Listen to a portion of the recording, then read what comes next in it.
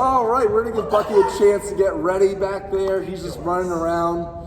So we got workout number 2, month 9. Hopefully workout 1 went awesome. We're moving on to workout number 2. We got A's coming at you. So your 2 movements here to begin with, you have 12 each arm of a dumbbell strict press while isolating one dumbbell while the other one is doing the strict press.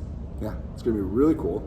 Then you've got 12 each arm of a dumbbell bent over row. Okay, and that's also with one dumbbell. So, A, you have the first one, 12 each arm of that strict press. You are keeping one dumbbell locked in on that shoulder while the other one is pressing for the 12 reps. So feet are underneath the hips, core is tight, butt squeezing, and you are pressing one dumbbell up to the sky for 12 total reps while leaving the other one on the shoulder, and then you switch to get 12 on the other. So the whole time, just make sure we're not arching or leaning back. Make sure you are staying solid with that core the whole way through, so pick the right weight so you can maintain that position.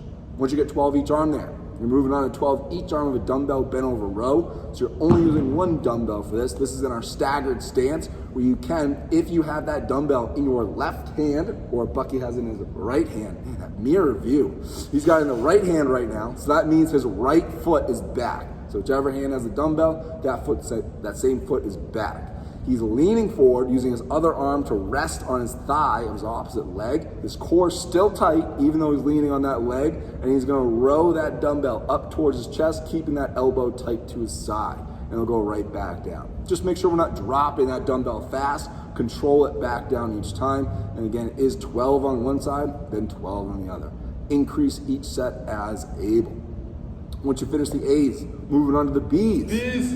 You got 8 kettlebell cyclist squats with a 3-second lower, and then you've got 16 dumbbell hip bridges with just a quick 1-second pause at the top.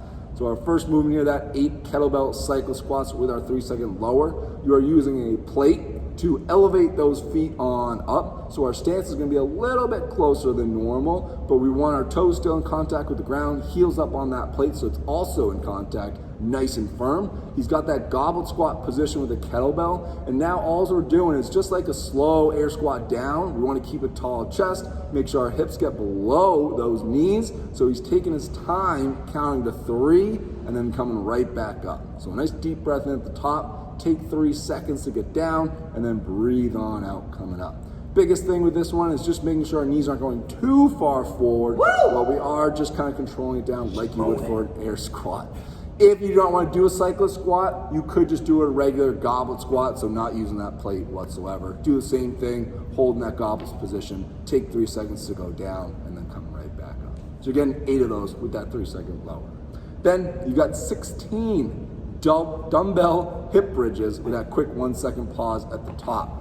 So Bucky has that dumbbell across his hips, his heels are close to his butt. We're gonna make sure we're keeping our core tight still as we squeeze that butt to the ceiling. He'll hold it just for a second before we bring it back down and reset for a second. So each rep, you should count to 1 Mississippi. So really hold it for that pause, squeeze in those glutes, and then coming right back down. Pick a weight, you can still maintain that full hip extension. Don't pick a heavy weight where you're only going about halfway up and then going right down. We want to make sure we get those hips as high as possible for those 16. Oh, geez.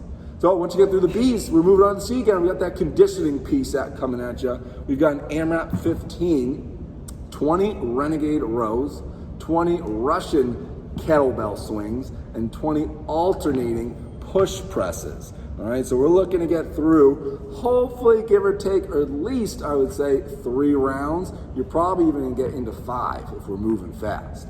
But it's an AMRAP 15, as many rounds as possible. You have 20 renegade rows where Bucky is starting out on the ground with those 2 dumbbells. We are rowing 1 dumbbell up towards that chest and then controlling it back down.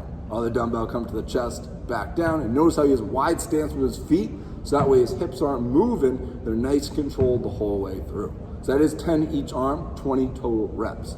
Then we've got 20 Russian kettlebell swings. So we're picking a weight we're hopefully gonna hang on to for all 20. We have to break it up into 2 sets, that's fine as well. Where his feet are underneath his shoulders, his weight's gonna go through his hips with the tall chest, and we're squeezing that butt with a tight core, popping it up to eye level. So again, try to get this done 1 set of 20 or 2 sets of 10. And the last one, you got 20 alternating push presses. So it's back with those 2 dumbbells. Ideally the same weights they use for the Renegade rows, okay, but we're keeping them in that front rack position with the feet underneath our hips. He has a tight core again. He's gonna get a quick dip into that quarter squat before he drives 1 dumbbell up to the sky. So this is 20 alternating push presses. Make sure that you are getting 10 each arm, not 20 each arm, and each rep, that bicep's getting close to our ear. And again, same as the strict presses before, you're not arching that lower back when that weight goes overhead. So again, try to get at least 3 rounds, maybe even shoot closer towards those 5. Have fun with this one. Workout number 2.